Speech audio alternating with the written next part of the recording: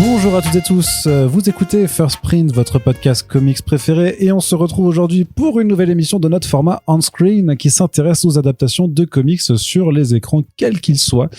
Et aujourd'hui, on se fait une petite émission en duo. Ça faisait longtemps qu'on s'était pas retrouvés simplement tous les deux avec l'ami Splinter. Salut à toi. Salut. Et ça fait encore plus longtemps qu'on n'était pas tous les deux pour un truc qui est pas une nullité. Parce que d'habitude, oui. C'est clairement ça.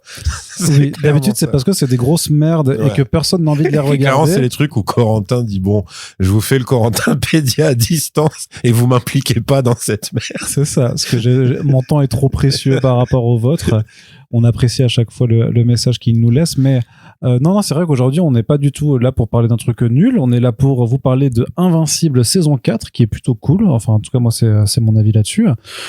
Mais c'est vrai que le temps allant, il y a moins de gens qui regardent peut-être, qui sont moins épais que par les débuts. On enregistre en semaine et il y a moins de gens disponibles. Corentin, il est en vacances en ce moment, donc il pouvait pas être dispo à l'heure où on enregistre ce podcast parce que voilà, Monsieur So ose prendre du repos. Et puis dans la France du général Macron quand même. Dans la France de Macron, c'est terrible. Je sais pas si les gens se rendent compte. C'est terrible. Puis évidemment, Fadiga est incarcéré, on l'embrasse, on lui envoie de la force. Non, c'est vrai que j'aurais peut-être pu lui proposer, mais après en semaine, je sais pas. Bref, toujours est-il que il est incarcéré, je t'ai dit. Ah, il est vraiment. Bah oui. Ah, bah j'étais même pas au courant. Ouais. C'est terrible. Bon, bisous. La France de Macron, oui, encore une fois. Donc, blague à part, on a juste profité d'un moment de disponibilité mutuelle parce que ça fait quand même déjà 2-3 semaines que la série s'est terminée. Donc, à un moment, il faut faire les émissions et puis voilà, on espère que ça vous plaira quand même, puisque Yérim, tu es un bon client des podcasts on screen quand même. Donc, on va pouvoir revenir un peu donc sur cette 4e saison déjà des comics Invincibles, donc de Robert Kirkman, Cory Walker et Ryan Ottley. Maintenant, par rapport aux comics, on est complètement dans la partie dessinée par Ryan Ottley, parce que Cory Walker, c'était que les 7 premiers numéros. Et on est vraiment dans une intrigue de long terme. Faut savoir que il y avait eu effectivement un gros gap entre la saison 1 et la saison 2, le temps que vraiment toute la production vraiment se fasse. Ouais. Et la saison 2 avait pâti de cette diffusion en deux... Ah oui, avec le break en plein milieu. Avec le break en plein milieu. Maintenant, Prime Video a largement revu sa copie puisqu'il diffuse pas tout d'une fois, mais en tout cas d'un seul bloc, semaine après semaine. Ouais. Ils l'ont fait avec la saison 4 parce qu'en fait, les saisons 3 et 4 avaient été renouvelées aussi en même temps. Enfin non, c'est 4 et 5. Mais donc c'est pour ça que maintenant on a un rythme qui est très régulier là-dessus. Donc au moins on n'a plus de problème. La saison 5, ils ont déjà fini les enregistrements vocaux, donc ah d'accord, ok. Ouais, ils font vraiment. Ça enchaîne quoi. Ça enchaîne pour avoir une diffusion annuelle, un rythme annuel. Et moi je suis un peu la production en interne entre guillemets, puisque je l'ai déjà dit. Oui, il y a ton nom au générique. Maintenant oui. Alors que ça va être très objectif, ton avis. Ah bah complètement. Complètement. Puisque faut savoir qu'avant chaque remise de script, je suce l'entièreté de l'équipe de la production. Vraiment, je suis vraiment moi je suis corporate dans mon taf. Non mais effectivement, moi j'ai le plaisir de travailler juste sur on dirait David Guiraud qui s'augmente tout seul quoi. Ouais, mais il s'augmente pas des masses en fait. Ouais, c'est 700 balles quand même. Tu dirais non à 700 balles toi dans la France de Macron? Ah, c'est sûr que la France mais parlons pas de ce pauvre David. Mais ce que je veux dire, c'est que voilà, moi, donc effectivement, j'ai la chance simplement de faire de la relecture de script et je lis les scripts d'un côté, j'ai les BD de l'autre et je vérifie que tous les noms concordent. Et quand il y a des personnages, c'est vraiment un métier que personne d'autre que toi ne pouvait faire, quoi. Bah, sûrement qu'il y a plein d'autres gens qui pouvaient le faire. Très, très, très clairement. Très clairement, mais par contre ça demande de prendre quand même des décisions et d'avoir le temps d'aller éplucher les comics, d'avoir quand même le suivi un peu sur le long terme, et que quand dans la saison 4 il y a ce personnage là qui était mentionné dans la saison 1, de bien vérifier qu'on utilise toujours les mêmes termes, et que si on s'était trompé dans la saison 1 peut-être, il faut corriger tout ça. Donc en vrai faut quand même un petit peu faut pas mégenrer les poulpes de la planète Mars, etc. Exactement, les calmars avec un K. Les calmars avec un K et pas avec un C par exemple, tu vois. Bref, mais toujours est-il que moi je suis un peu quand même aussi là, que c'est devenu très régulier maintenant, la façon qu'à chaque fois au même moment de l'année on a de nouveaux sommeils collectifs en disant bon voilà le planning d'enregistrement, voilà à quel moment vous devez avoir rendu les scripts et tout ça, et donc donc là pour la saison 5 ils vont y aller, et je m'attends à ce que cet été on nous annonce que la saison a été déjà renouvelée pour la saison 6 et ainsi de suite, puisqu'il n'y a pas de raison. Visiblement le public il est quand même au rendez-vous. Il y a eu quelques critiques très méchante en l'occurrence, et je peux comprendre pourquoi, parce qu'effectivement l'épisode 4, celui qui se passe aux enfers, c'est le seul en fait qui a un vrai segment inédit à 100%. Là j'étais un peu triste pour Kirkman parce que c'est le moment où il avait prévenu, en plus il a dit c'est cool parce que je vais avoir l'espace de développer et c'est effectivement le truc le moins bon, et j'ai vraiment, effectivement moi comme vous j'ai vraiment pas aimé cet épisode, je l'ai pas trouvé nul, mais juste voilà, je suis passé à côté. On peut le dire, non, il est pas bon, il est pas intéressant du tout, c'est vraiment, je me suis dit je suis pas dedans quoi. Pourtant le perso du détective démon, de base je l'aime bien, tu vois. Ouais, mais vu que là il a avec une dans son milieu naturel, ça marche pas du tout. Ça fait un peu cheesy, mais on en reparlera. Voilà, on y revient après. Mais j'étais sincèrement triste pour Kirkman parce que je me dis il a dû se manger les retours lui et se dire putain. Et je me suis dit ce qui est relou, c'est que ça va peut-être le brider pour la suite. Non, il a dit qu'il y en aurait d'autres. Ouais, il a dit qu'il y en aurait d'autres. Et en plus, parce que moi, si j'ai pas mon épisode spécial Battle Beast à cause de cette merde, vraiment, ça va me casser les couilles. Ouais, mais surtout que Battle Beast, justement, parce que en parallèle, en comics, Invincible reprend vraiment du poil de la bête. Wink wink de la battle bet. Yes. Alors c'est le fauve de combat en l'occurrence pour la VF, tu vois. Mais voilà, il y a une série qui fera quand même normalement 18 numéros en tout au minimum, justement qui a permis de retrouver Kirkman et Ryan Otley. Ça vient de sortir en VF, on vous en a dit le plus grand bien parce que c'est vraiment très très fun. Accessoirement, il a aussi profité du succès d'Invincible pour relancer une série qu'il avait faite au tout début des comics Invincible qui s'appelle Capes et qui en fait s'intéresse à des super-héros qui sont pas dans les Gardiens du Globe mais qui bossent en fait dans une entreprise qui s'appelle Capes Incorporated. Et en gros, c'est vraiment c'est les héros à employer, quoi, tu vois, en mission. C'est son Heroes for Hire à lui. Ouais, c'est ça. Okay. Et en fait, quand ça avait été lancé, c'était en 2003, c'était au moment où l'univers se lançait. Ça a duré 3 numéros et ça a tellement floppé que l'histoire s'était conclue finalement dans des backups de la série régulière, de la série donc c'était un désaveu à l'époque en tout cas. Ouais, donc ça avait pas trouvé suffisamment de monde et en fait là avec le succès, ce qu'ils ont fait c'est que ils ont retravaillé l'ensemble de ce qui avait été publié, ils l'ont retravaillé pour en faire 6 numéros, relancer une série en faisant donc une réédition de la première histoire sur un ensemble de 6 numéros et en plus ils poursuivent maintenant avec du matériel complètement inédit et voilà, t'as le jeu vidéo Invincible Versus qui est sorti aussi au même moment, qui a ses qualités, ses défauts que je trouve pas non plus terribles. Après moi j'aime pas les jeux de combat parce que je suis nul certes, mais j'aime pas les jeux de combat en général. C'est un jeu de combat dans le sens Street Fighter, Mortal Kombat ou c'est un Mortal jeu Kombat, plus... Mortal Kombat. D'accord. Ouais, je pourrais te montrer, je l'ai sur la console si tu veux. Mais... Parce que je sais qu'ils avaient intégré Omni-Man dans un des bonus de je sais plus quel Mortal Kombat. Dans Mortal Kombat, ouais, c'est ça. Ouais. C'est ça. D'ailleurs c'était assez drôle parce qu'il y avait à la fois Omni-Man et Homelander. Ouais, tout à fait. C'était le Mortal Kombat pack fasciste, du coup, full fasciste du truc, quoi. Mais donc voilà, enfin vraiment, Invincible, c'est plus un secret de connoisseur, c'est plus une excellente bande dessinée, mais qui a eu du mal, et même en France, qui avait eu du mal à être publiée. Et c'est vraiment, je vous renvoie vraiment à 2021 et au podcast qu'on avait fait avec Thierry Mornay, l'éditeur, sur cette BD. Je veux dire, s'il avait pas insisté pour que ça aille jusqu'au bout, la série aurait pu s'arrêter à plein d'endroits différents au vu des ça ventes. Prenait pas, quoi. Ça ne prenait pas. Aujourd'hui, ça a rien à voir parce que la réédition d'intégrale notamment, elle cartonne de fou, quoi. Vraiment, elle marche très très bien, à tel point que justement, maintenant, il peut se permettre de faire Battle Beast. Ils ont annoncé Capes pour septembre. Donc, voilà, c'est un univers qui vit très bien. Aujourd'hui, c'est vraiment une vraie grosse licence et qui vient d'une bande dessinée on ne peut plus indépendante. Moi, j'aimerais tellement un spin-off sur comme une série de mafieux sur c'est quoi, c'est Metalhead. Ouais, j'aimerais j'aimerais tellement son quotidien.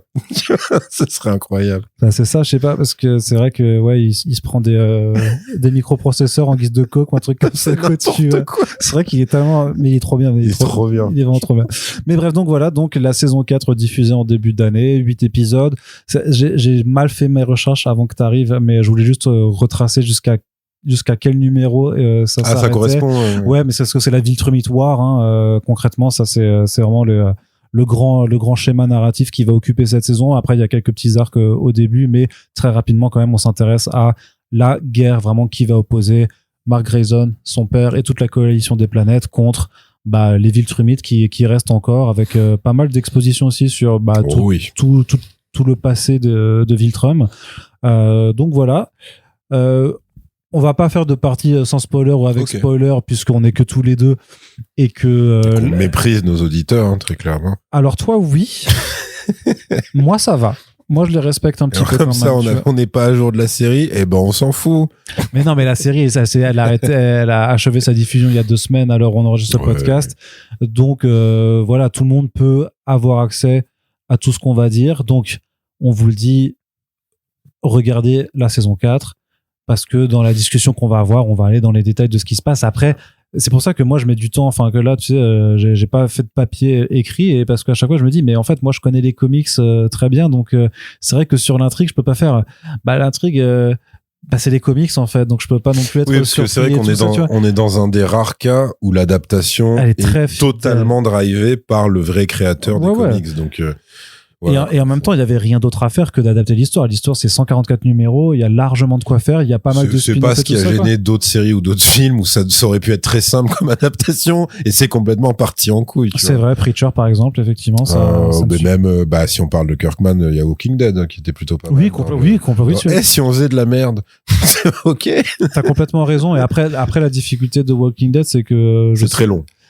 Non, mais c'est très long, mais je sais plus en termes de est-ce qu'ils allaient pas finir par rattraper les comics en fait. Il me semble que bon, mais oui, mais ne parlons pas de moi j'ai arrêté Walking Dead après la saison 2, c'était déjà beaucoup.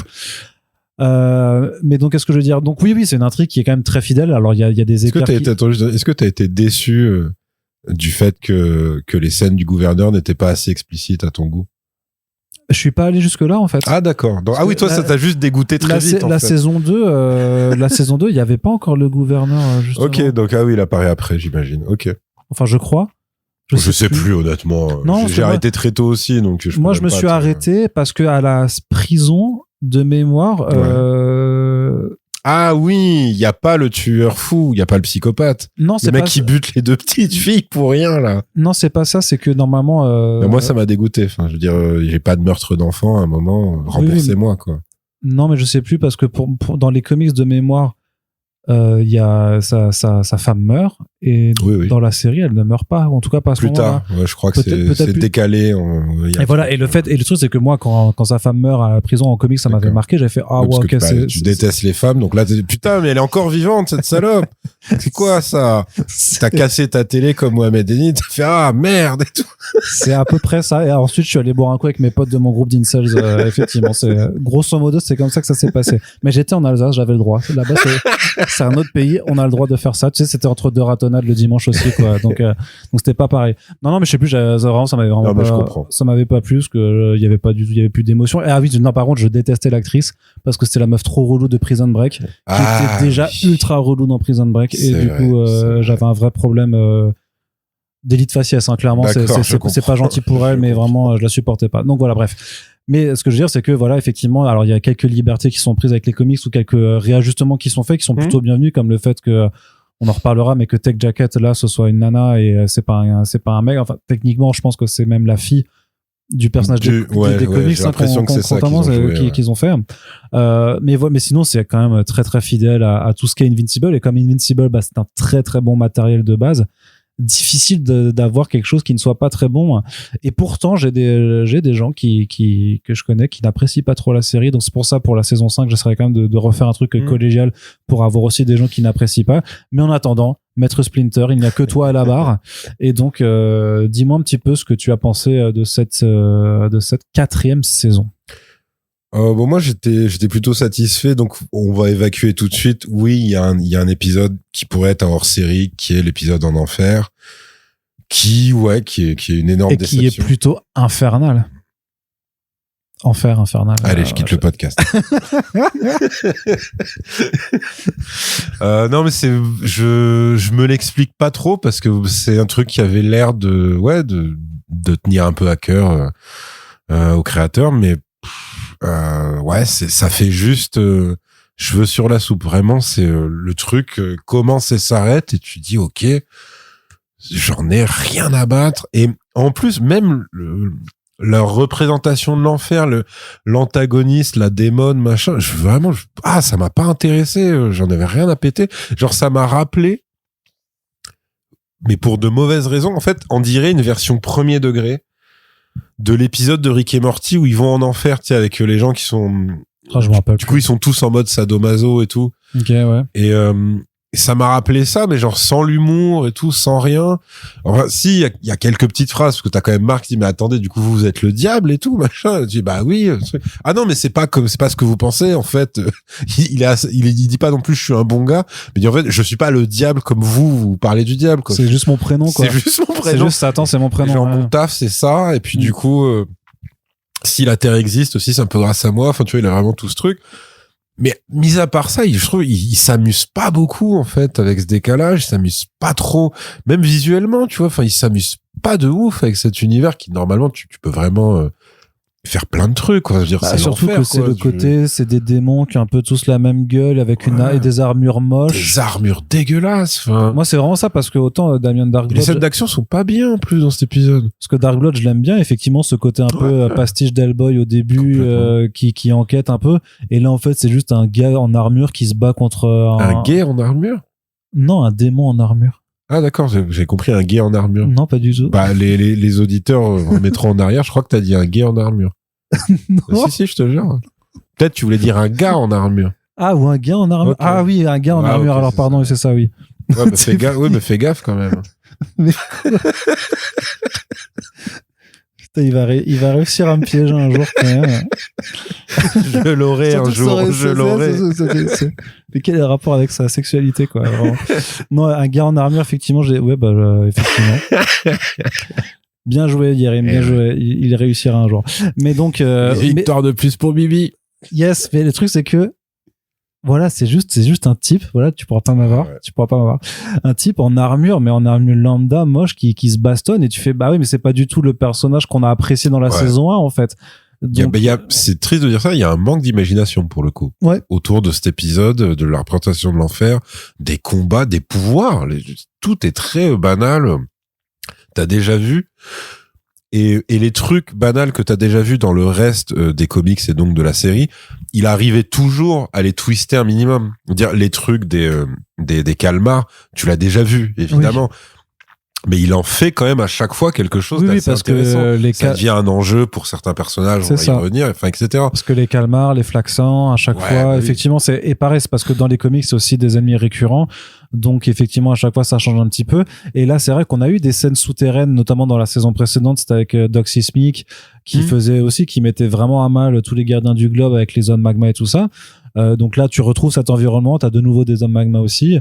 Et c'est juste que ça marche pas parce qu'effectivement je sais même plus comment elle s'appelle là la chef démon là, ouais. Je sais même plus honnêtement, pareil, hein. C'est quoi, c'est Volcanita ou un truc comme ça, ça là, et juste elle est pas intéressante, quoi. Et le truc, c'est que tu sens qu'à la fin elle est pas, enfin elle dit qu'elle reviendra, tu sais qu'il y aura et je pense qu'ils vont quand même essayer de poursuivre cette intrigue et d'en faire de nouveau un petit truc à côté, quoi. Ça a l'air d'être des gens, enfin en tout cas Kurtzman, sans être un maniaque, enfin je veux dire, c'est pas un mec tourmenté, maniaque perfectionniste genre à la David Fincher, mais c'est un mec qui a l'air d'être un peu à l'écoute quand même. Donc je pense, enfin moi mon espoir c'est que du coup il améliore un petit peu s'il veut conclure. Oui, bah de toute façon cet épisode-là était le moins bien noté sur IMDb de toute la série. Ça en fait ça faisait filler nul, c'était un peu tristoun, quoi.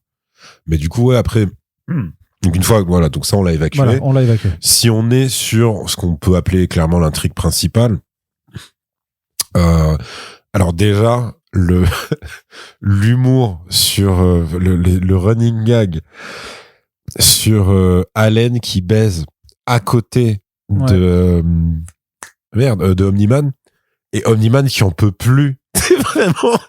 C'est vraiment en gros la coloc forcée, parce qu'ils sont dans un vaisseau spatial et on leur a dit, ben voilà, votre chambre c'est là, et donc lui il est en mode, bon ben voilà, toi t'es avec ta meuf, donc prenez le lit, fermez la porte, et moi je dors sur le canapé en gros. Et sauf que les autres ils baissent comme des sauvages nuit après nuit, et t'as vraiment ce plan qui est une photo en fait, ça bouge pas, et c'est juste Omni-Man qui s'écrase. C'est littéralement c'est la case de BD. C'est la case de la BD. Hein. Et tu vois, il en peut vraiment plus. Et le gag d'après, attendez, il y a d'autres chambres et vous me l'avez pas dit. Ah, mais je croyais que vous étiez un trouble. Et tu vois vraiment le regard de haine pure de Omni-Man. Donc, non, tu vois, ils ont Ils ont toujours des gags que je trouve plutôt bien trouvés autour d'Allen. Ah bah toi, dès qu'il y a des gags de Kiki, toi tu rigoles quoi, clairement. Ah ouais, bah moi je suis là pour ça. Hein. Bah ça d'ailleurs, c'est une scène que j'ai découpée, que j'ai bouclée. Et du coup, j'ai un bootleg de 7 scènes pendant 2h30 sur mon disque dur. Donc... C'est marrant parce qu'il rigole pas, en fait. Hein, en plus, ce qui est drôle, c'est que du coup, ce serait une photo pendant 2h30 avec du son. Avec du son que tu mets en boucle, là, clairement. Hein. Tu peux le faire facilement. Je trouvais ça marrant, d'ailleurs. J'avais oublié que c'était Tatiana Maslany, en fait, qui faisait sa meuf. Ah. Ouais. Et parce que oui, Allen, c'est évidemment Seth Rogen. Et donc c'est le genre de gag des comédies à l'ancienne de Seth Rogen. Là, on est vraiment clairement. Plein dedans. C'est pour ça qu'ils se sont bien trouvés. En même temps, c'est pour ça que Seth Rogen et Evan Goldberg voulaient adapter Invincible. Quoi. Bah de toute façon, je pense que c'est vrai je pense que c'est pas que ça, mais c'est aussi une petite partie de ce qu'il a attiré dans The Boys. C'est-à-dire qu'il y a un côté humour de bourrin total. Ah oui, mais Preacher, mais Garcenis, hein. Ah oui, mais Preacher, j'oubliais, mais évidemment. Ouais. Non, mais de toute façon, Seth Rogen, c'est un énorme nerd, c'est un vrai fan de comics. On ne compte plus le nombre d'adaptations de comics maintenant où il y a son nom à chaque fois dessus, quoi. Donc, Et c'est vrai que c'est marrant que Corentin soit pas là parce que c'était pas le running gag, mais on va dire le foreshadowing du truc de Freddie Mercury. Ouais, bah oui. Et donc, maintenant on peut le dire, donc Freddie Mercury, c'est Thrax, qui est donc l'empereur de Viltrum. Ouais. Qui, évidemment, oui, comme dans les comics, est calqué sur Freddie Mercury. En plus, il a vraiment une cape rouge flamboyante qui ressemble à de la fourrure. Enfin, tu vois, il a vraiment des trucs comme ça. Et tu vois, toi, tu disais qu'effectivement, la série, elle avait trouvé son public, même si, oui, il y a moins d'effervescence autour, parce qu'il y a moins de surprises, évidemment, on est à la saison 4. Ouais. Mais tu vois, moi, j'ai des potes qui, pour certains, regardent très très peu, tu vois, d'animation, et particulièrement d'animation adaptée de comics, mais qui sont à fond sur les mangas. Et eux, vraiment, ils apprécient de plus en plus, en fait, la série, parce que t'as un niveau, en fait, de violence dans les combats. Et du coup, alors, je sais pas si c'est l'épisode 5, je crois. Oui, il est. Voilà. Là. Contre Conquest de nouveau, contre les Viltrumites. Voilà. Alors déjà, ça leur a fait plaisir. Et, le retour de Conquest. C'est vrai qu'il y a un côté très Dragon Ball dans les échelles de puissance qui augmentent à chaque fois. Genre, oui, ok, tu te rappelles que, je me rappelle plus, c'est quoi, merde, tu sais, quand au début de Dragon Ball Z. Ouais. Quand t'as les deux Saiyans qui arrivent, t'as, Nappa et Vegeta? Non, ouais, je pensais à ceux d'avant, celui qui a Raditz, le tout premier. Tu vois, tu as Raditz qui est déjà un peu relou, il arrive à taper, tu fais non mais Raditz c'était quelque chose. Maintenant il y avait Nappa et après il y avait Vegeta, tu vois, et après il y aura Freezer, et voilà, tu vois, et là c'est un peu ça, tu là on est sur Freezer. Genre Conquest c'était galère. Ouais. Non mais attends, maintenant il y a Thrag, tu vois. Et effectivement le fait que il ne sent pas les coups, mais toi tu sens l'impact pourtant, et tu vois que ça ne lui fait rien.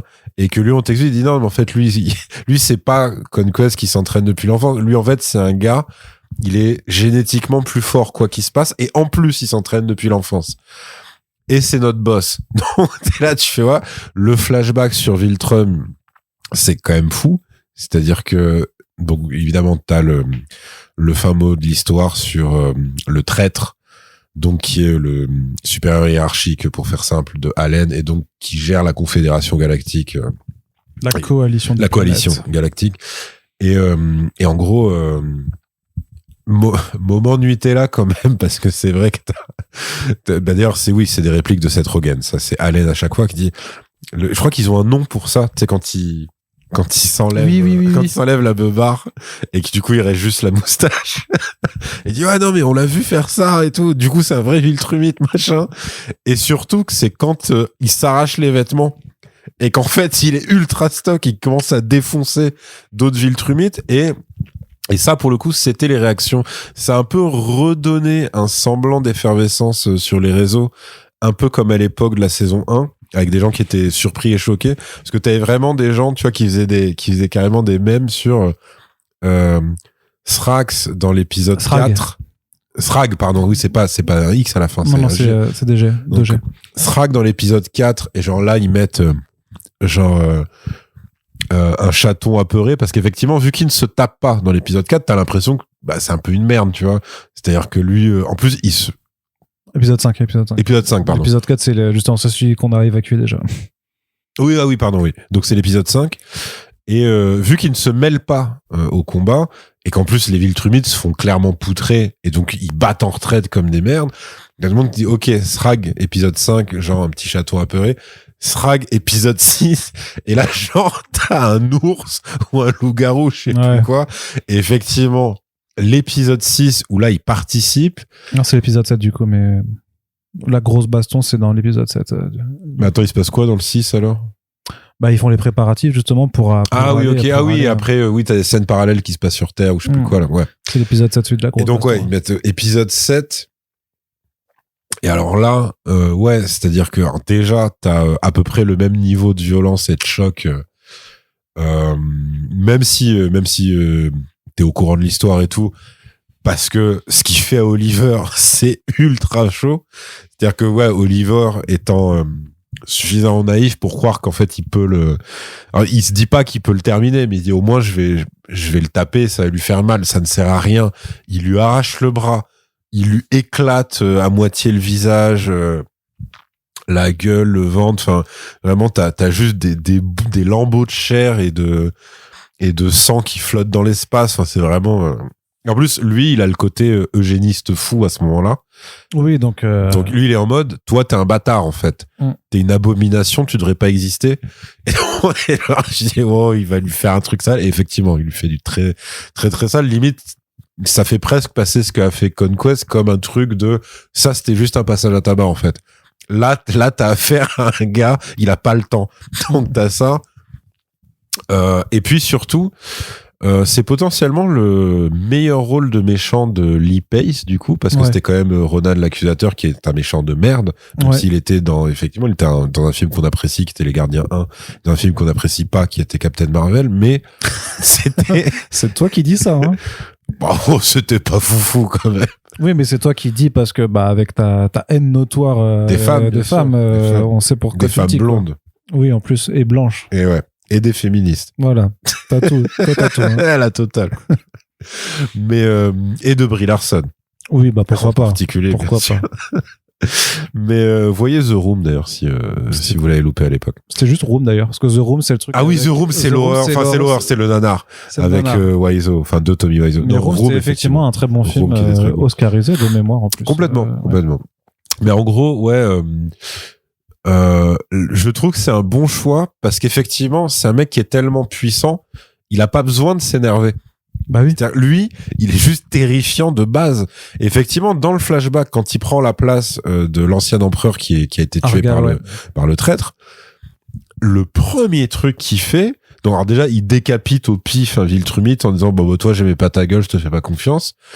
Qui est très, alors ça, c'est très Desperado le film quand pas vu.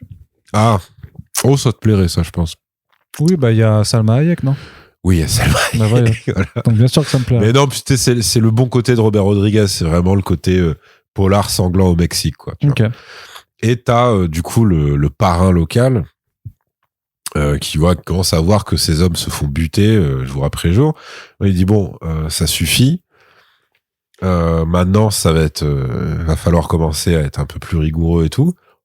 Il sort un flingue et tout. Dès que vous voyez un gars que vous connaissez pas, c'est pas compliqué, vous le butez.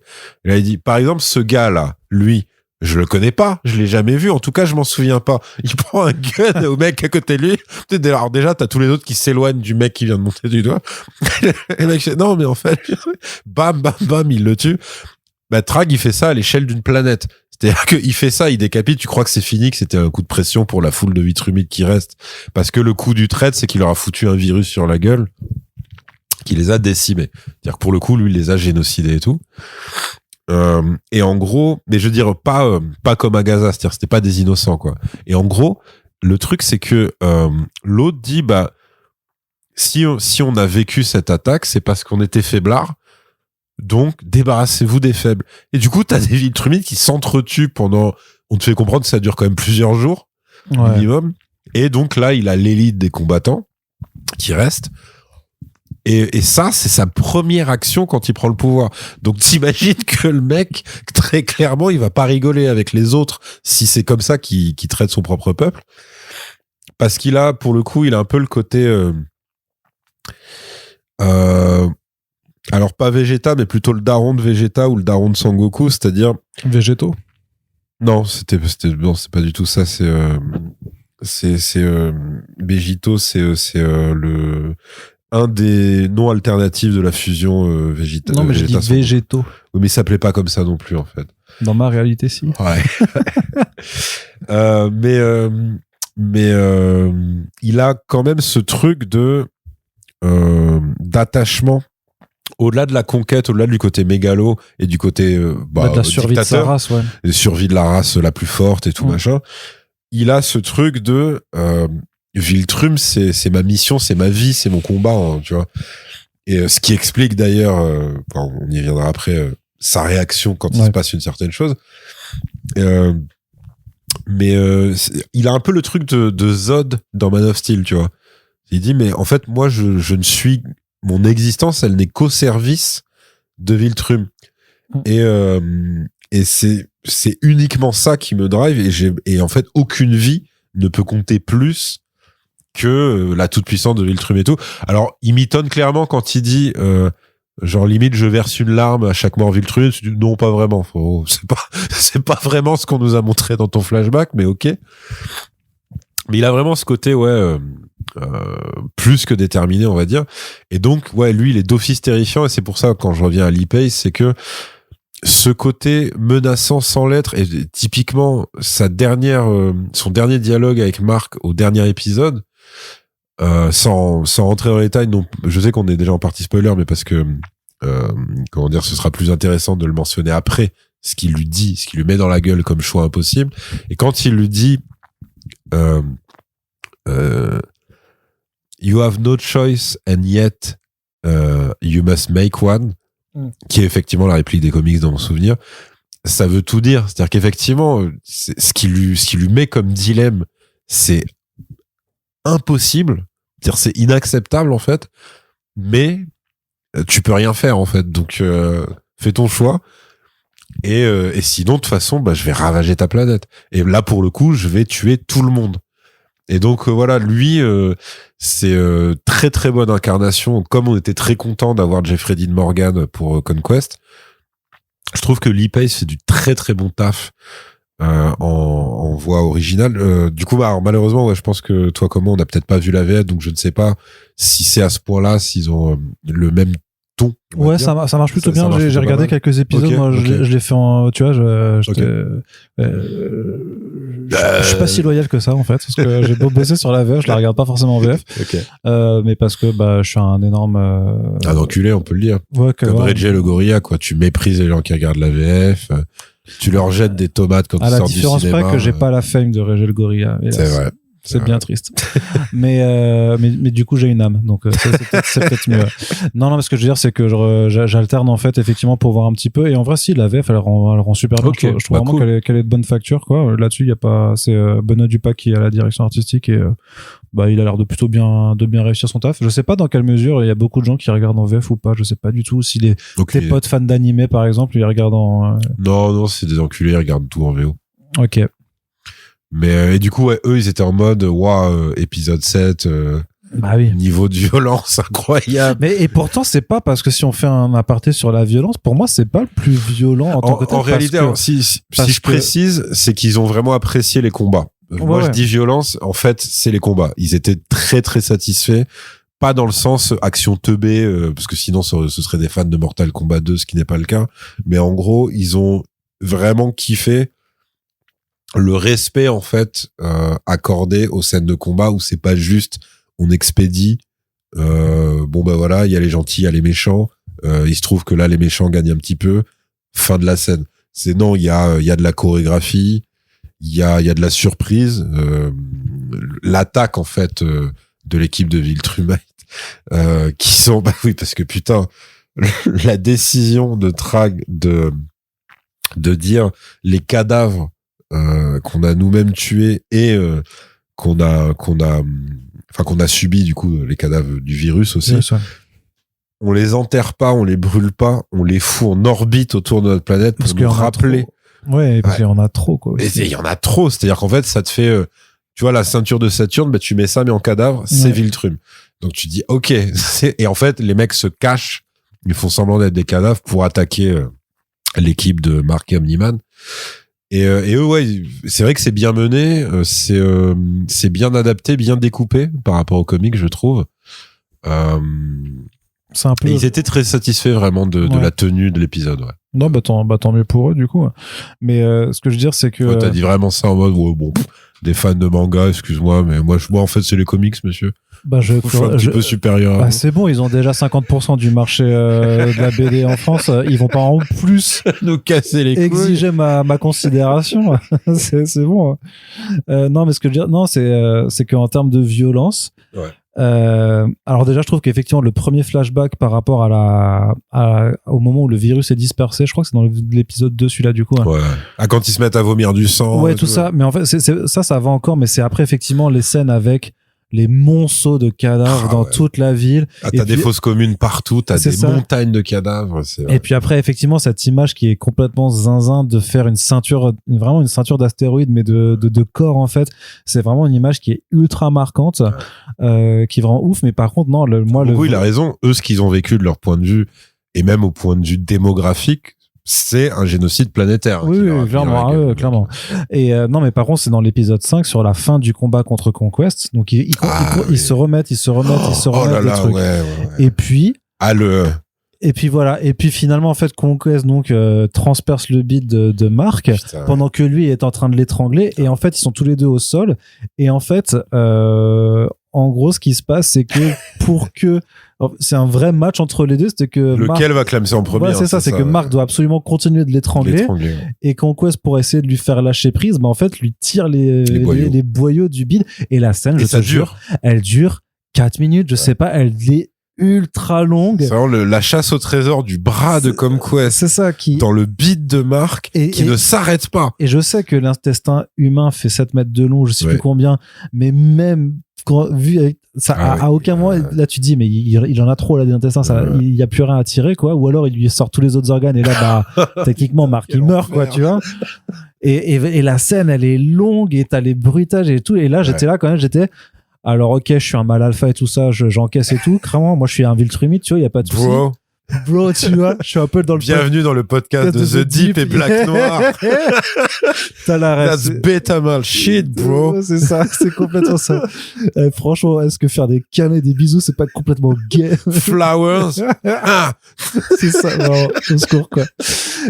Mais j'étais là, je disais, putain, vraiment, elle est dure quand même. Je fais, franchement, c'est chaud. Franchement, t'as un peu envie de détourner le regard quand même, ce que tu fais. Ouais, là, vraiment, c'est vraiment atroce, quoi. Surtout que dans une BD, tu peux passer les pages rapidement, au pire, évidemment, tu vois. Évidemment. Et là, il te l'impose, le truc. Mais je trouve ça ultra bien, parce que c'est... ils ont respecté le niveau de violence. C'est ça, c'est vraiment ce côté vraiment viscéral de ces combats que... Au sens premier du terme, parce que, il les viscère, et ça dure 4 minutes, t'as raison. Donc là, je m'étais vraiment dit, ah ouais, quand même, c'est dur, quoi. C'est vraiment dur.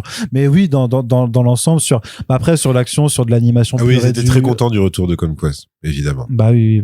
Mais c'est vrai que ce qui est intéressant, et c'est peut-être, faudra que tu me dises, c'est qui tes potes que j'en invite un la prochaine fois, parce que ils connaissent pas, en fait, la BD. Exactement. C'est pour ça que j'aime bien, justement. Ils ont pas l'intention de la lire plus que ça, vu que j'imagine. Non, c'est des enculés qui lisent des mangas, comme t'as dit tout à l'heure. Mais non, mais s'ils lisent des mangas, ils peuvent lire des comics. Non. Je veux plutôt faire. Non, c'est pas le même sens de lecture, réfléchis. Oui, c'est vrai, ça. Bah oui. Non, mais la vanne, je voulais la faire, c'était des gens qui regardent juste la télé, ils ont pas les neurones pour lire, tu vois. Mais bon, voilà. Je leur fais pas écouter ce podcast du coup, sinon ils vont venir me goumer après, quoi. Mais tous mes potes sont pas des fous dangereux, par contre. Bah, je sais pas, moi, quelle rencontre t'as fait en prison, moi, on m'a pas dit, hein. Mais ce que je veux dire, c'est que, voilà, c'est effectivement des gens avec qui ce serait intéressant aussi d'avoir cette discussion, parce que moi, je connais l'histoire. Alors, je connais pas l'histoire par cœur, parce que c'est vrai que je me fais pas une relecture de Invincible non plus tout le temps. Je relis juste les passages concernés justement pour faire mes checks, mais t'es quand même payé pour ça, donc. Oui, c'est vrai. Bah après une misère, donc bon, c'est pas. Ah ouais. Bah bien sûr. Bah tu crois que ça. Jeff, qu'est-ce qui se passe? Mais c'est pas Jeff qui demande. Hein, bah attends, Prime Video, Amazon, Jeff Bezos. Ouais, mais si c'était lui qui me recrutait vraiment, ça serait différent. T'inquiète pas que je lui aurais déjà demandé autre chose. Mais ce que je veux dire, c'est que que moi effectivement j'ai jamais de vraie surprise en fait. Je regarde juste effectivement, est-ce que c'est fidèle? Ça l'est. Il nous le prouve depuis la saison 1 que c'était quand même une série qui va être ultra fidèle aux comics, donc là-dessus il y a pas de souci. Et comment ils adaptent en fait, comment ils réagencent certains arcs et certaines chronologiquement, choses chronologiquement, et aussi comment ils font évoluer quelques aspects de la série. Et encore voilà le fait d'avoir Tech Jacket qui est pas du coup la version des comics en tant que tel. On voit que t'as eu un Hulker quand même par rapport au changement de sexe de Tech Jacket. C'est la gueule qui quand même une femme. C'était en plus complètement c'était complètement ça. Mais au secours, pas de femme dans mes comics. Et donc, est-ce que t'as pas l'impression après je sais pas, tu vois, mais à un moment, je me suis dit, est-ce que ils vont en profiter pour lui faire avoir une romance avec Oliver?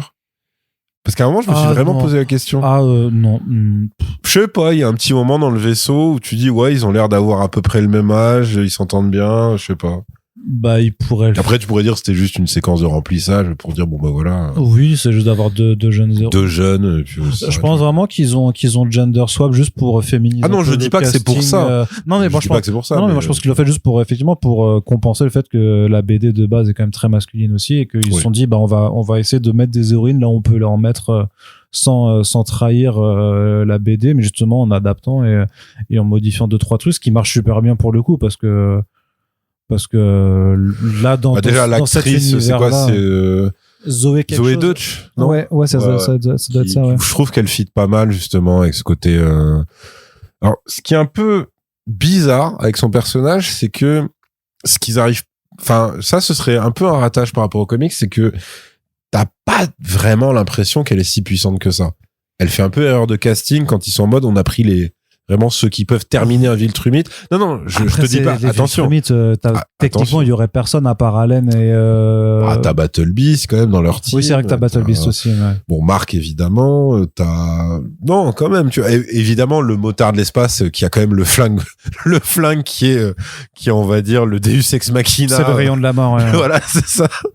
Puisque oui, donc ce qui se passe, c'est que ça envoie un rayon qui traverse tout.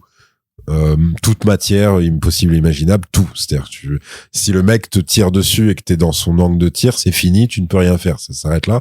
Et Omni-Man fait ce choix terrible qui est de dire ok, on va pas arriver à se les faire parce qu'en fait il y a Thrag et donc en fait tant qu'il est là, c'est mort. Par contre, on peut détruire leur planète avec ce truc parce que Thrag en plus est trop rapide pour se manger le rayon, donc c'est vraiment un enfer. Et donc, en fait, ils détruisent la planète Viltrum, ce qui met Thrag dans un état de haine assez incroyable. Mais, encore une fois, c'est pas un mec impulsif, ce qui donne, du coup, une décision. On viendra, je pense, à la fin sur ce que ça implique. Mais donc, voilà, t'as tout ça. Et au milieu de ça, t'as Tech Jacket. Et ouais, je trouve que c'est oui, mais elle a ses petites seringues aussi, tu vois, il lui donne oui, mais du coup, c'est un truc qu'on lui donne, ça. C'est-à-dire qu'effectivement, alors c'est très drôle d'ailleurs quand il collecte les différents éléments auxquels les Viltrumites sont particulièrement sensibles en termes par un truc qui peut être transformé en arme en tout cas. Et donc ouais, elle en fait, elle a des seringues de poison qui prennent sur des espèces d'horribles cafards géants sur une sombre planète. Et après, alors ce qui était très drôle, c'est que le motard de l'espace, il lui donne non, c'est le motard cosmique. Le motard cosmique, pardon. Qui est oui, parce que oui, sinon ce serait Lobo. Mais en gros, c'est lui qui tient en laisse les espèces de reptiles dégueux qui effectivement peuvent bouffer un Viltrumite s'ils s'y mettent à plusieurs. C'est leur prédateur naturel. Leur prédateur naturel. D'ailleurs, ça c'est très drôle quand ils font la gaffe avec le vaisseau. Parce qu'en gros, c'est des prédateurs. Oui, il y a un côté vraiment reptilien, c'est-à-dire que ce qui se passe, c'est que c'est quoi ? Est-ce que c'est la chaleur qui les réveille ? Oui, c'est ça. Ouais. Parce que sinon, en fait, voilà, comme un reptile, ils ont le côté, sinon ils hibernent dans le froid, en fait. C'est ça, c'est les animaux à sang froid, quoi. Voilà, c'est ça. Et en fait, le vaisseau fait l'énorme connerie c'est quoi, c'est qu'ils se foutent En fait, ils détruisent, il y a un anneau qui est devant le soleil qui a permis en fait effectivement d'avoir des températures suffisamment basses pour que les reptiles soient pris dans la glace. Et en fait, ils demandent de déplacer un petit peu. Et en fait, les mecs font beaucoup sortir. trop. Et le capitaine de l'aventure, qui est pas l'Enterprise mais l'aventure, le Venture. Ah oui, on précise. Est un débile fini. Ouais. C'est un mec quoi.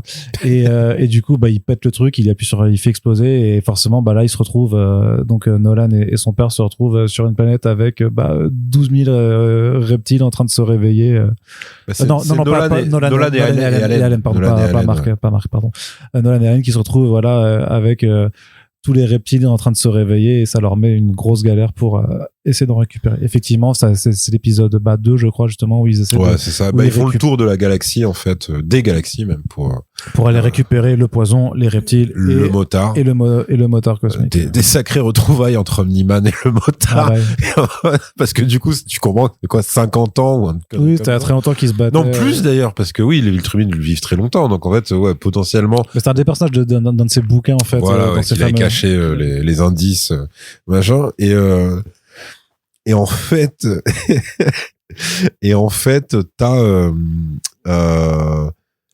l'équipage de l'aventure qui est donc vraiment une parodie assumée de Star Trek. Et alors, ce qui est très drôle, c'est que c'est parodie assumée, mais c'est niveau le principal Winslow, qui était le mec de Family Matters dans la saison 1, quoi. C'est-à-dire qu'ils sont vraiment dessinés pareil. Je suis pas fan de Star Trek, donc je connais pas les noms, mais c'est vraiment les mêmes personnages en version, mais ouvertement parodique, quoi, machin. Et ça, oui, ça fait et oui, effectivement, le mec est d'une incompétence rare, puisque donc du coup, je sais plus le nom du personnage de la commandante qui est en couple avec Allen, mais en fait, elle juste, quand il a fait cette connerie, il dit bon, du coup, je vais prendre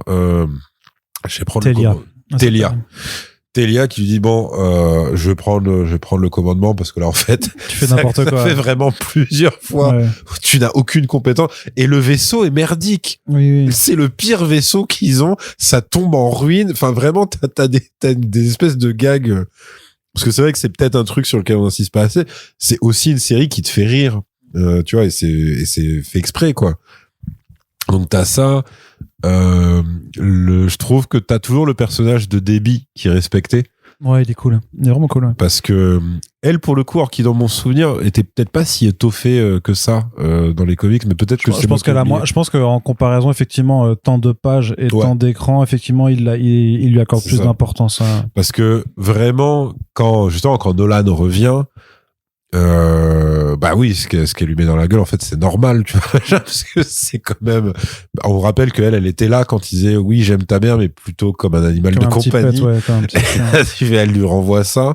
Il est en mode, et lui, donc, du coup, tu sens qu'il a préparé un petit discours dans sa tête pour s'excuser, mais en fait, il est complètement hors sol, en fait, son truc, parce qu'il ne parle que de lui.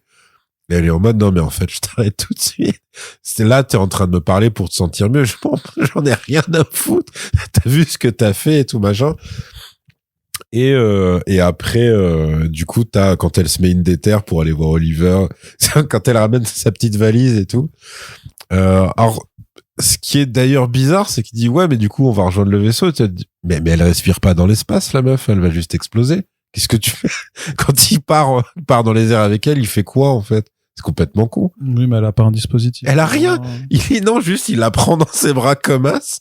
Il prend la valise et boum, comme ça, et tu fais, bon, c'est pas grave. C'est des comics, les rimes.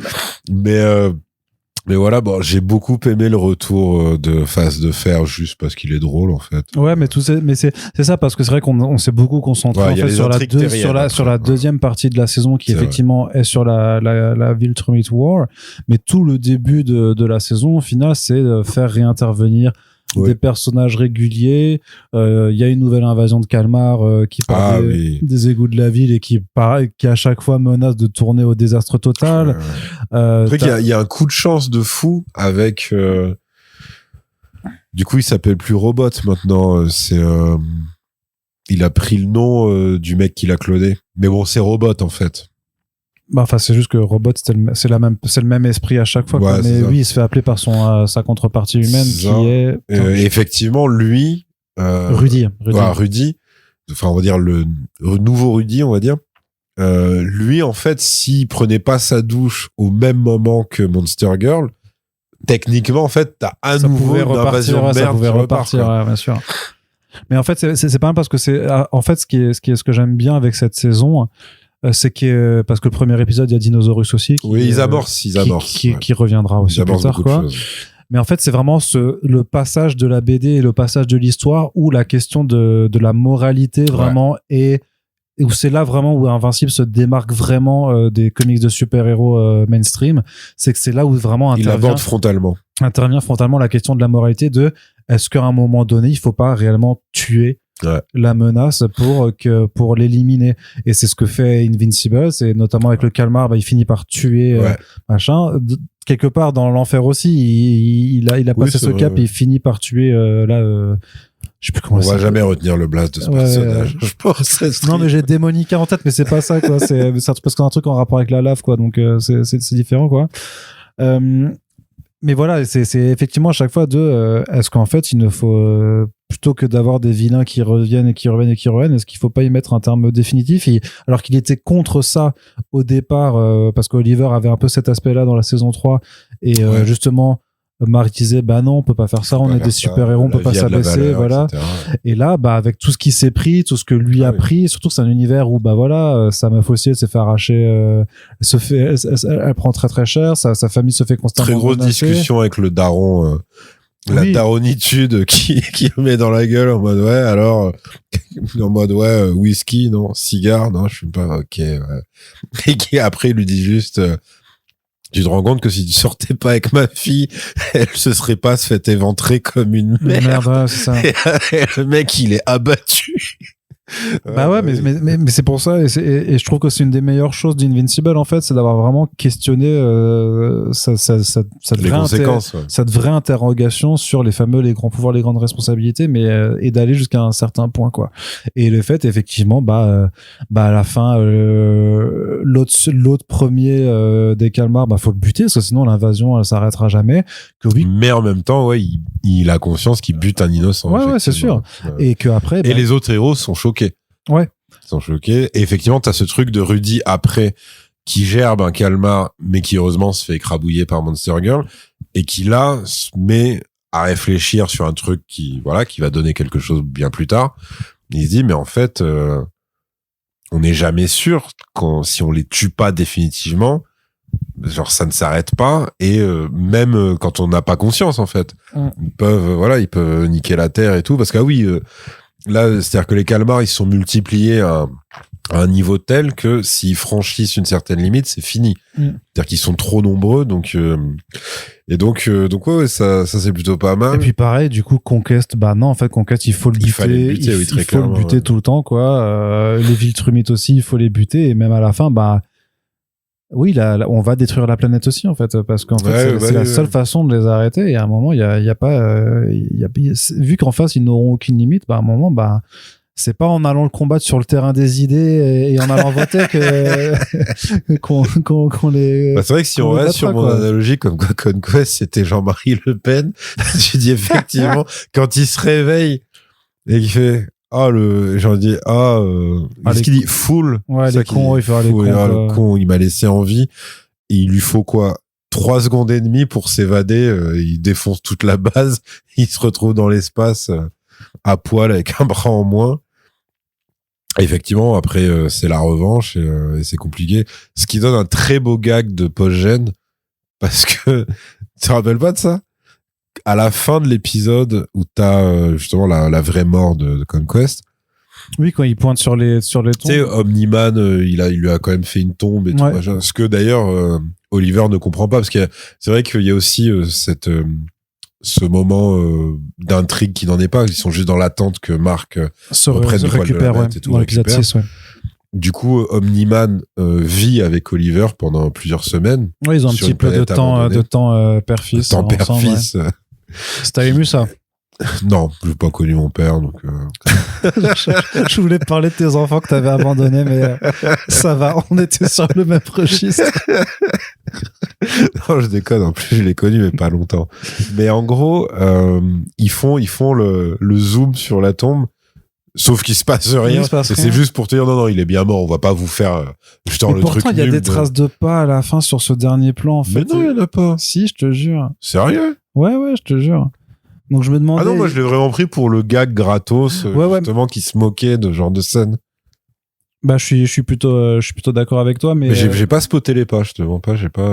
Non, mais t'inquiète, bah, je vais te montrer, mais continue de dérouler. Non, bah après, effectivement, alors, moi, ça me pose un petit problème, même si c'est logique, parce que, encore une fois, tu vois, on en parlait pour le côté. Juste là, vas-y. Regarde, tu vois, il y a les traces de pas, là. Ouais, mais est-ce que ce serait pas juste oui, je pense je pense que il a fait la tombe. Je pense aussi, mais je me suis dit bizarre. Ouais. Ok, bah je trouverais ça très lourd vraiment s'il je sais qu'il est populaire et c'est cool, c'est. Non, mais de toute façon, il revient pas dans la BD. Il revient pas dans les comics s'ils abusaient juste pour la popularité du perso. Non, ça reste Invincible, c'est bien quand la mort a un sens, et c'est ça qui m'amène pour le coup à mon gros reproche sur cette saison, c'est que, et c'est normal parce que c'est le respect en fait de l'œuvre originale, mais là, à partir de cette saison, que tu connaisses ou pas les comics, c'est pas le problème, la mort a moins d'enjeux. C'est-à-dire que t'as des gens qui se font déchiqueter, ils sont laissés en état de mort certaine, et en fait non. Ouais, bah Oliver, Mark et Oliver, Mark et Omni-Man. Ouais, bien sûr. Et vraiment, t'as ce truc de, en fait, c'est tellement des super surhumains et ils ont tellement accès à de la technologie alien futuriste de fou qu'en vrai, si tu les éparpilles pas en 1000 morceaux avec une décapitation minimum, ils peuvent toujours se faire soigner. Et ça, c'est vrai que ça t'enlève un petit truc en termes de gravité et d'enjeu. C'est logique parce qu'effectivement, bah, c'est comme ça hein, dans les comics. Mais si tu veux, ça en fait, c'est un code à intégrer. C'est un peu un prix à payer, quoi. C'est-à-dire que de la même manière que pour, je sais pas, les séries du MCU ou ce que tu veux, à un moment il faut, ou les films, hein, il faut, bah, en gros, t'es obligé d'accepter que même si ça se passe dans la même ville, en fait, des gens ne vont jamais se croiser et jamais intervenir dans l'histoire de l'autre parce que ça les concerne pas. Là, en fait, c'est un petit moment un peu relou à passer où tu te dis, ok, c'est un tel niveau de pouvoir que effectivement la mort n'est pas exactement la mort.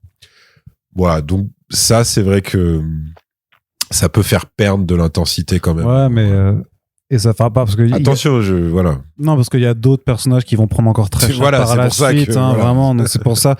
Mais c'est vrai que quand tu reviens sur cette scène avec Conquest où ça dure 1 heure et tout ça, tu fais à quel moment Mark peut se remettre de il a un bandage sur le ventre et il se repose. Il a besoin de repos. Ouais, c'est ça. Tu dis non. Il a besoin de protéines. Le mec s'est fait littéralement retirer tous ses boyaux à la main. Il a besoin d'une transplantation, les gars. Minimum. Un peu d'une greffe de peau parce qu'il en a plus quand on lui a arraché, enfin on lui a tout enlevé quoi. C'est effectivement, mais même pour Nolan quand il se fait abattre par Strag.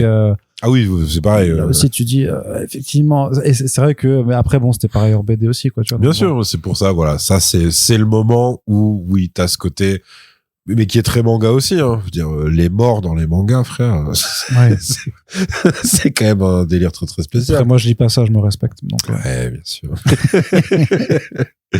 Mais voilà, ça c'est vrai que par rapport, en tout cas, aux personnages les plus puissants, tu peux avoir ça. Le côté Smash Bros, Royal Rumble, vraiment quand il ramène le motard qui en laisse les créatures, les reptiliens géants. Battle Beast qui vit le meilleur moment de sa vie, hein, vraiment. Ah bah là. Qui vraiment le mec jouit. Il arrive avec sa hache de haut. En fait, il passe d'un adversaire à l'autre, il est juste heureux. T'es en mode, c'est sa raison de vivre. Hein. C'est sa raison de vivre, vraiment. Le mec, il est en mode, enfin des adversaires égaux ou supérieurs à moi. Et vraiment, il est comblé. C'est vraiment ça, c'est parfait. Après, ouais, il y a un truc qui est un poil répétitif, c'est les pétages de plomb de Mark. Ils sont, je pense que par rapport aux comics, il aurait peut-être fallu trouver un moyen de les rendre, je sais pas. C'est un truc qui lui arrive plusieurs fois. Il le fait à... j'ai plus le blaze. Le mec qui est devenu le parrain, Renoir. Titan, voilà. Et en fait, ça revient quand même, le truc de « Ah, machin, t'as mis Oliver dans la merde avec le chef des triades et tout. » Il le défonce, sa mère au point qu'Oliver lui-même, il est choqué de fou. You don't mess with my family. Ouais, il a vraiment ce truc. Après, il y a une vraie intensité et pour le coup, vraiment autant en VO qu'en VF, t'as Steven Yeun et Benoît Dupac qui sont vraiment à fond dans le rôle et ça marche hyper bien quand même ça. Enfin... Ah oui, non, je dis pas que ça sonne faux. C'est plus que ça devient une répétition et c'est pareil, même si c'est malin. Le dernier épisode, en fait, au bout de la 3e allu, où il a l'impression que Trag apparaît et tue un membre de sa famille. Là, oui, bon, ça va. Après, voilà, c'est effectivement, c'est peut-être parce que voilà, on sait que c'est pour amener sa vraie apparition après. Mais c'est vrai qu'au bout de la 3e, tu fais bon quand même. Mais t'as un doute, mais c'est ce qui est bien en plus avec l'animation, c'est que vu que c'est le même style, ça change pas. T'as un vrai doute en fait sur est-ce que. Mais justement, ça tu peux l'avoir la première fois. Après, ça revient. Moi, je trouve que ça va, tu te prends au jeu quand même, quoi. C'est normal, t'es payé une fortune, donc tu vas pas dire du mal. Oui, c'est vrai, ça, bah oui. Effectivement. Il faut savoir qu'Arnaud, là, il a déménagé, on est dans un manoir à Neuilly, enfin, c'est n'importe quoi ce qui se passe. C'est vrai, et encore, les domestiques ne sont pas là. Bah oui, bien sûr. Ce qui nous dérange pas quand je fais un podcast. Voilà, pour le bruit. Voilà. C'est ça. Et en plus, voilà, il y a un tunnel, enfin, t'as une espèce de bas de cave, c'est n'importe quoi. T'as mis du caviar un peu sur le canapé. Ah merde, c'est pas putain. cool. Ouais, tu fais chier. Attends, j'en ai. Ah, ce sera pour les domestiques. Mais non, après, j'essaie de voir. Ah, si, un truc qui m'a déçu, parce que c'est une ellipse, c'est qu'il y a quand même le retour de l'esprit momie bizarre qui se résout à posséder une meuf parce qu'il a juste marre, il en a juste marre. Ouais. Et il dit que c'est le moment où Marc se fait téléporter en enfer. Et mais du coup, on loupe la rencontre de Marc avec ce truc et tu dis ah merde, ça aurait été marrant parce que du coup l'esprit on va dire le démon égyptien, on l'appelait comme ça, était en mode ah cool, enfin un être super puissant que je vais posséder. Et non, Marc disparaît en enfer et c'est vrai que c'est merde, putain. Et du coup il a ce petit running gag gag de fou. Mais en plus vu qu'il le lâche pas, c'est sûr ils vont le refaire apparaître à un moment, puisque là il a possédé du coup le corps de la meuf. En plus qui a sa surprise, mais en fait ça va, parce que lui il est en mode bah non, c'est de la merde, un corps de femme et tout machin. Il dit en plus elle a des petits pouvoirs et tout machin. Donc ça m'a c'est vrai que ça fait partie des trucs peut-être qui m'ont encore plus déçu dans l'épisode 4, parce que je me suis dit ah mais putain, même ça on l'a loupé. Ouais, ça aurait été plus intéressant d'avoir un spin-off là-dessus. Mais quoi, de fou, genre les aventures de ce truc qui va devoir dans le corps d'une femme. C'est ça, c'est genre le vieil esprit masculin dans un corps de meuf au 21e siècle. Mais c'est ça, tu vois, c'est genre en fait c'est une comédie de Christian Clavier mais inversée. C'est une occasion manquée, ouais. Tu vois, ça pourrait être un spin-off où tu fais pas 1h50 non plus, hein. Mais genre, tu fais un petit 40 minutes sur les mésaventures, genre, il comprend rien. C'est ça. Il se fait draguer dans la rue, qu'est-ce qui se passe et tout. Arrêtez. Donc, c'est vrai qu'il y a eu ça. Après, attends, les intrigues terriennes. J'ai l'impression qu'on en zappe pas mal. Bah, peut-être juste dans l'attente le premier épisode. C'est quoi le premier épisode? Ah, mais si, t'as le retour des... C'est quoi? C'est les Flaxans? Ouais, les Flaxans. Les Flaxans, ouais. Les Flaxans qui, du coup, oui, sont... donc, évidemment, parce que eux, à chaque fois, il y a un écart, un bond temporel de fou, parce que c'est pas la même temporalité. Ah oui, juste... Ils reviennent super équipés. Oui, parce qu'on a parlé des calmars, mais c'est vrai que dans l'épisode 1, t'as aussi... Enfin, on a mentionné Dinosaurus qui fait sa première apparition, mais t'as aussi cette méchante qui va apparaître en plus dans le jeu. Ah, l'espèce de déesse un peu mystique qui veut l'électricité. Ouais, c'est ça. Bon, qui est pas ultra intéressante non plus, je trouve, quoi, mais... Bah, c'est une meuf, quoi. C'est pas... Ah, t'as encore cette vanne, putain. tu vas pas me lâcher avec, quoi. C'est terrible. Mais non, ça me fait chier parce qu'elle est présente en... Putain, ça me saoule, je vais pas retenir son Plutona, non. Parce qu'elle est présente en comics, elle est plus importante, c'est ça que tu veux dire? Non, elle est pas plus importante, mais elle va être mise en DLC du jeu vidéo dont je te parlais. Ah, d'accord, ok. C'est pour ça. Ouais, ça c'est pour le côté visuel de ses pouvoirs, en vrai. Oui, clairement, parce qu'elle a un bâton et que ça lui permettra d'avoir... Parce qu'en fait, c'est la meuf... je sais même plus son nom. L'ennemi de Superman qui contrôle l'électricité, la meuf, là. Oh là, l'ennemi de Superman qui contrôle l'électricité. Une meuf. Même après, dans le vieux dessin animé, il la faisait team-up avec Parasite. Et après, il la faisait team-up avec Poison Ivy et Harley Quinn. T'es en train de... En plus, je la vois. Ah ouais, non, mais je l'ai aussi. Et j'arrive pas à retrouver son nom. Mais tu vois, globalement, voilà. C'est Universa qu'elle s'appelle, voilà. La meuf s'appelle Universa. Non, Universa dans la meuf d'Invincible. Oui, non, je sais que l'autre s'appelle pas comme ça. C'est ça. Mais voilà, bon, bah. C'est vrai que c'était pas très intéressant, mais c'est là pour amorcer le côté violent, en fait, de Marc. En fait, en vrai, c'est ça le truc, quoi. Mais après, par contre, Marc renonce. Enfin, moi, c'est ce que je comprends du moment du... Bon, c'est le côté symbolique, comique, donc c'est vraiment l'inverse de la subtilité. C'est quand il rechange de costume. Ouais. Parce que là, il dit, non, mais en fait... je suis pas un Viltrumite au sens culturel du terme, c'est-à-dire que je ne suis pas un génocidaire fou. Donc en fait, mes ennemis, si j'ai le choix, je suis pas tout le temps obligé de les éviscérer, de les décapiter, et voilà quoi. Donc effectivement, t'as ça. J'ai beaucoup aimé le soupir de soulagement du costumier après avoir vidé les rebillets avec Nolan. Parce que c'était Nolan qui arrive et là clairement le mec se dit il va me buter, il va clairement me tuer et tout. Et après non, ils sont juste posés sur un toit, ils se racontent un peu leur life et tout. Assez drôle le truc de ah ouais t'es pieds nus, t'as plus de chaussures. Même moi je t'aurais jamais fait un truc comme ça et tout machin. T'es un hippie un peu et tout machin. C'est vrai que c'est drôle. Il y a la petite vanne d'Allen sur la moustache, mais en fait vous avez le droit de vous raser la moustache ou pas? Parce que c'est comment et tout machin. C'est le non-dit. Le non-dit. C'est la puissance. Ouais, bien sûr. Mais en même temps, il y a des Viltrumites meufs. Donc tu peux même pas dire ça. Attends, j'essaie de voir sur Terre qu'est-ce qui. Mais non, mais parce que on a dit en fait le premier épisode, t'as Universa, Dinosaurus et les calmars. Ouais. L'épisode 2, c'est le gros flashback sur Viltrum, ouais. Et ensuite la recherche des ingrédients, ingrédients. Et l'épisode 3 en fait, bah c'est putain, mais je viens de regarder le truc, c'est avec Face de Fer avec Titan.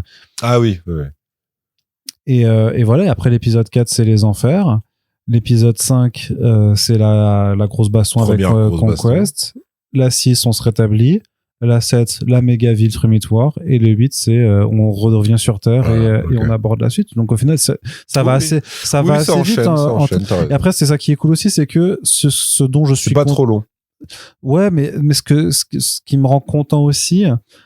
c'est que voilà, j'ai vérifié, on va jusqu'à en gros Invincible 79-80, parce qu'en gros 79 c'est la fin de la Viltrumite War, mais dans Invincible 80 il y a quand même la scène où Eve avoue à Marc qu'elle a avorté c'est vrai qu'on n'a pas du tout parlé de ça, mais oui il y a ça qu'elle a mis fin à sa grossesse.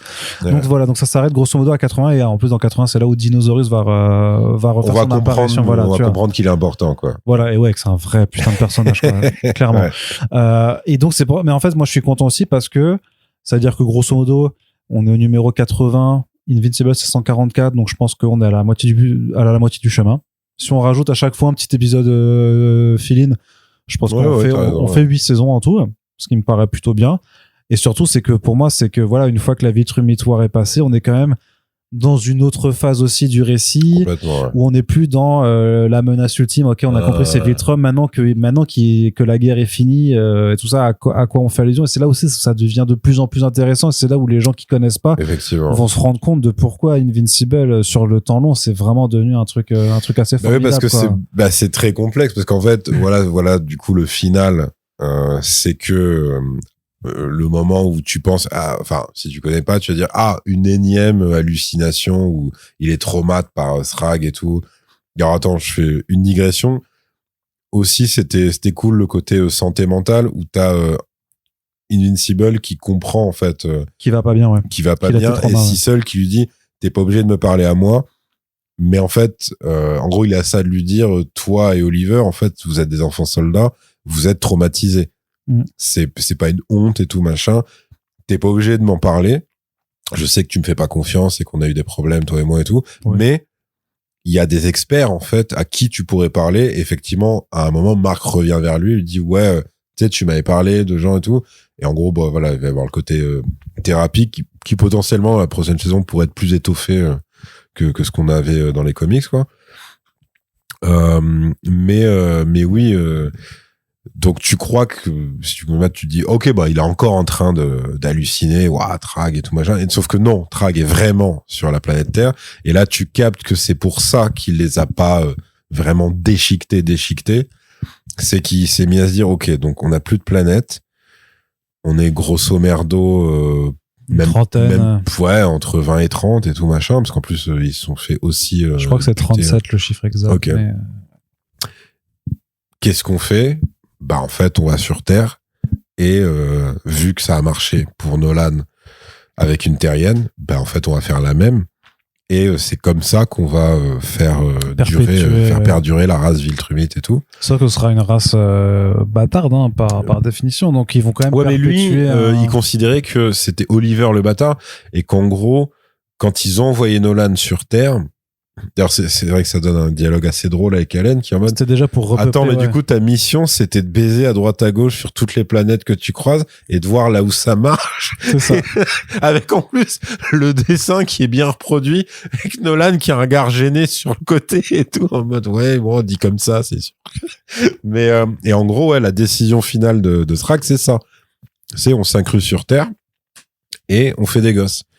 Et il le dit à Mark et il lui dit bien, nous en fait on va pas attaquer ta planète, on va rien faire, et même on va pas intervenir, voilà. On est invisible, il y a pas de politique, on va pas tenter de contrôler le monde ou quoi que ce soit. Par contre, si tu dis ça à quelqu'un ou si t'essaies de nous arrêter ou de nous casser les couilles et tout, on tue tout le monde. Là par contre on génocide ta planète. Et c'est d'où la phrase t'as pas le choix et pourtant tu dois en faire un. Et effectivement, et là c'est pareil, c'est assez bien joué le ping-pong entre Lee Pace et Steven Yeun, parce que et d'ailleurs l'animation aussi est plutôt bien faite. Parce que oui, c'est la définition du choix impossible. C'est-à-dire qu'il dit parce que l'autre dit mais c'est inacceptable en fait. Ce que vous me dites, c'est qu'en gros tu me parles d'hybridation sans que les gens soient au courant et tout. Enfin, c'est horrible et tout, machin. Et c'est un peu le côté eugénisme inversé, tu vois, presque. Mais il est en mode, vas-y, quoi, tu vois. C'est mort, je peux pas vous arrêter, je peux pas vous empêcher et tout. En plus, t'as l'horrible séquence où tu les vois intégrés dans la population. Ouais. Genre avec même, comment elle s'appelle? Non, c'est pas Nadia. Anita? Non, Anissa. Anissa, oui, pardon, ça. Anissa, genre, en tailleur, qui marche, qui se fait siffler, se fait siffler et tout, le gros Renoir en costard en mode Wall Street et tout machin, et le général avec l'œil, je sais plus comment il s'appelle lui, qui est en mode rebelle, genre motard avec une petite Garetti et une meuf à son bras et tout machin, et t'es là, c'est pas, d'ailleurs lui dans les comics, lui c'est le gros baiser. Lui, il fait je sais pas combien d'enfants. Je me rappelle d'une planche où tu vois le nombre de gosses qu'il a fait sur Terre. Et effectivement, tu dis, horrible, mais effectivement, après, c'est une intrigue qui va être en sommeil un petit temps. Et donc, oui, là, tu vas arriver sur de la complexité morale beaucoup plus, avec Dinosaurus, beaucoup plus assumée avec Dinosaurus. Plus tard, avec un autre personnage, parce que là, ce serait trop du spoil de dire, voilà. Mais oui, moi, je trouve que c'est, en tout cas, ça promet dans le bon sens du terme, parce que ils sont, je trouve que là, c'est tenu, il y a plus les hésitations qu'on pouvait avoir avant. On se disait, ça, comment ils vont le faire? Ça va être un peu bizarre. Mais donc, va y avoir des dilemmes moraux qui vont être quand même assez compliqués, pour Mark et une partie de son entourage. Va y avoir, comme t'as dit, quand même pas mal de gens qui vont prendre extrêmement cher. Et pas nécessairement, ce sera pas nécessairement lié à Viltrum. Et après, en tout cas, moi, je suis toujours assez optimiste, en tout cas, sur la suite, parce que je trouve qu'ils ont, là, ça se voit déjà qu'ils savent exactement, en fait, où ils vont, pas juste parce que c'est Kirkman et que c'est le créateur et tout, mais que même le chemin de l'adaptation commence à être balisé. Et ça m'étonnerait qu'on ait vraiment des mauvaises surprises. Effectivement, t'as le côté épisode rajouté d'intrigues parallèles qu'ils ne pouvaient pas faire vu le nombre limité de numéros de comics. Mais je pense pas, vu qu'ils prennent quand même, encore une fois, en compte les retours, qui est à nouveau des énormes sorties de route comme l'épisode 4. Ouais. Enfin, je sais pas, ça me surprendrait qu'ils refassent ce genre de conneries et tout. Et puis je trouve d'ailleurs, ils ont toujours le soin apporté au casting voix. D'ailleurs, c'est cool que les voix VF ça suive un petit peu et tout. Mais si on se réfère aux voix VO, je trouve tout ça assez cohérent, tu vois. Même, oui. Je sais plus, j'ai zappé, mais j'avais googlé parce que je m'étais dit, mais attends, la voix du daron, du coup, de Tech Jacket me disait grave quelque chose, et quand j'ai vu que c'était, je me disais, ah, mais oui, bien sûr. Du coup, je l'ai oublié, là. Mais, ouais, je les trouve quand même assez précis dans leur, dans leur casting. Tu te dis jamais, oh là, ça fait un peu mec qui a pris son chèque et qui est en mode, bon, bah, vas-y, c'est du doublage pour une série d'animation, je m'en bats un peu les steaks, machin. T'as quand même très rarement cette impression, je trouve. Donc, donc voilà, c'était ça. Très bien. Bah ouais, c'est sûr qu'on peut pas dire qu'est-ce que t'attends pour la prochaine saison, non, parce que encore une fois, si on le dit vraiment, comics, en plus, quoi. On va spoiler les gens qui connaissent pas. Et ce serait vraiment chouette. D'ailleurs, j'espère qu'ils font pas de recherche Google, parce que tu peux vraiment te manger des trucs. Bah oui, c'est ça. C'est là, le problème, c'est que c'est une œuvre qui est terminée depuis bientôt 10 ans, donc tout est déjà là. Donc après, moi, je vous le dis à chaque fois, hein, franchement. Préservez-vous pour de vrai, parce que c'est des bonnes surprises en plus que vous allez avoir. Mais c'est ça, mais ça dépend. Mais parce que moi, j'inviterais quand même toujours les gens à lire les comics, parce que la série est quand même hyper bien, que tout le run avec Ryan Otley, c'est quand même un run de 137 numéros au final, qui est quand même assez exceptionnel dans la tenue, qui a plein de scènes qui sont cultes, et qu'il y a quand même suffisamment de petites différences dans les agencements, dans certains choix d'écriture ou trucs qui font que même en ayant connu la BD, ça ne gâche pas le plaisir de visionnage de la série. Moi, j'y prends toujours du plaisir vraiment là-dedans, notamment parce qu'effectivement, si je reviens encore sur cette scène de Conquest et des viscères, cette intensité-là, tu ne la ressens pas forcément avec une page de BD, parce que t'es pas dans la même temporalité de lecture et de visionnage. Et puis t'as le sound design. Oui, avec le sound design, bien sûr. C'est de la dégueulasserie. Alors on est globalement sur le sound design d'un film d'horreur, d'un slasher horrible. T'es là-dedans, quoi. Ouais, donc c'est ça qui rend les deux choses intéressantes. Donc là, en l'occurrence, l'intégrale, elle est disponible en 12 tomes chez Delcourt. Donc, n'hésitez pas à soit vous faire plaisir et à vous les prendre, soit à aller je suis à peu près certain que toutes les bibliothèques, que plein de bibliothèques les ont prises, parce qu'il y a vraiment, je vois pas pourquoi elles ne l'auraient pas fait. Donc, vraiment, vous pouvez aller lire les comics, vous faire un gros kiff et découvrir les surprises déjà en avance, et puis retourner à la série d'ici l'année prochaine. Si, je pense il y a aussi une critique à faire. Oui. C'est le point de vue Incel. C'est que maintenant, Atom Eve, elle est grosse. Mais elle est aussi dans les... mais ça, ils s'en foutent. Mais quel est le problème, Yérim ? Elle est grosse, comme elle dit, j'ai pas pris soin de moi. T'es en mode, oui, mais t'es quand même la meuf d'Invincible. Oui, c'est vrai, c'est vrai. Respecte-toi, en fait. Oui, c'est vrai, effectivement. Voilà. Parce que t'as avorté, c'est quoi ça ? C'est une excuse de merde. Oui, c'est vrai, c'est complètement nul en plus, effectivement. Écoute, on en parle dans notre table ronde Incel juste après, dans notre podcast, avec The Deep et Black Noir. Et puis on va effectivement, ils ont wokisé Invincible, qu'est-ce que tu veux. Voilà, ça y est. Parce qu'en plus, alors lui, soi-disant, il est en mode, mais c'est pas grave. Quel mec digne de ce nom va dire ça ? Exactement. Personne. Clairement pas un mal alpha, mon ça, gars. c'est clair. Allez, avant de partir plus en sucette que ça, on espère que ça vous a plu. Si c'est le cas, n'hésitez pas à partager ce podcast, à en parler autour de vous, à poursuivre la discussion sur notre Discord ou sur les différentes plateformes sur lesquelles on est. Merci à toutes et tous de nous avoir écoutés. Puis je te dis à très bientôt. Salut. Salut.